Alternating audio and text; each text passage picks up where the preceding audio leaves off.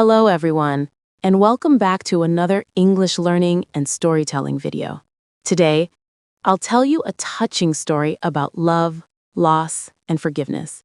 The story of a mother named Helen. So listen carefully.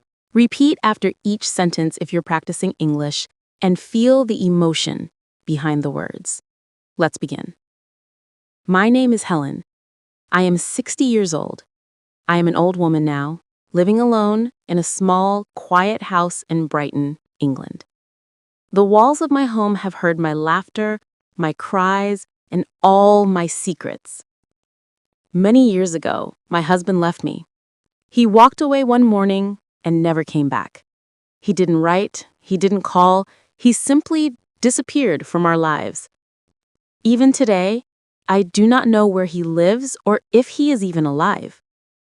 At that time, I only had one child, my little boy, Daniel.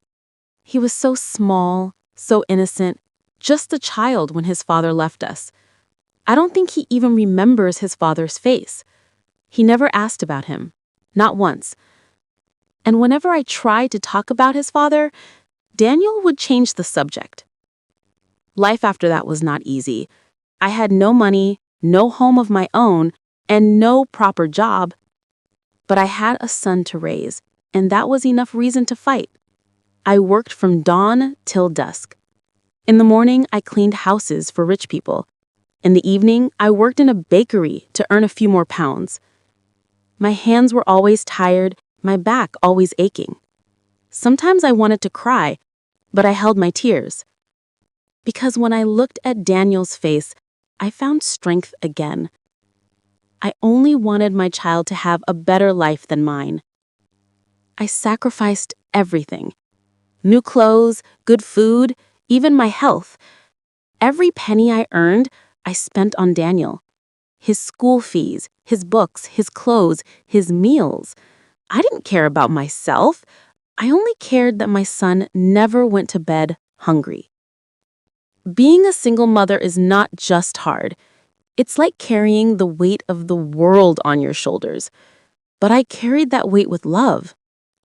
And slowly, Daniel grew up into a fine young man. He was smart, gentle, and full of dreams. When I looked at him, I felt proud.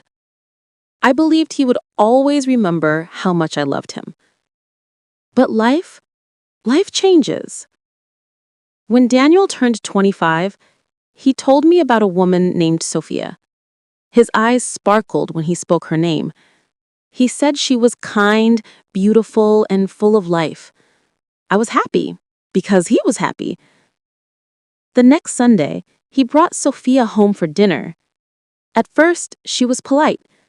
She smiled, complimented my cooking, and said my little house looked warm and pretty. But when I looked into her eyes, something didn't feel right. I didn't see kindness or warmth in them. I felt fear in my heart, but I said nothing. I just wanted my son to smile, so I smiled back. As time passed, Sophia began to change Daniel, slowly, cleverly. She never insulted me directly. Instead, she made small comments that hurt quietly. She told Daniel his clothes looked cheap. She said he should try fine dining instead of eating at my table every Sunday. She talked about her rich friends, her lifestyle, her parties, and Daniel started to change. His clothes, his words, his habits, everything.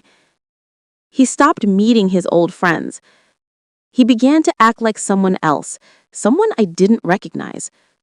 The boy I raised with love was disappearing in front of my eyes. Our Sunday dinners stopped. First, he said he was busy. Then he said he was tired. And finally, he just stopped coming.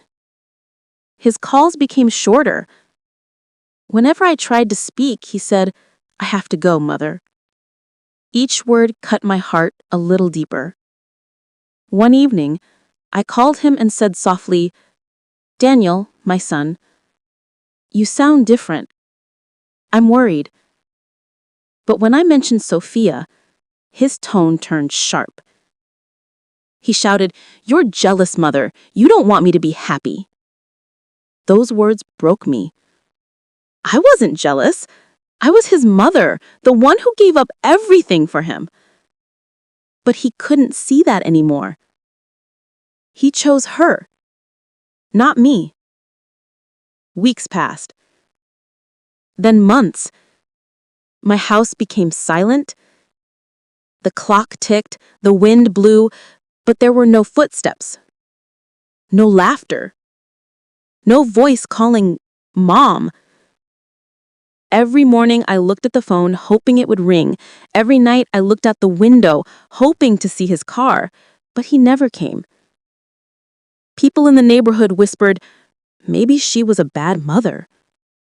I wanted to scream, "No, I loved him with all my heart." But I stayed silent.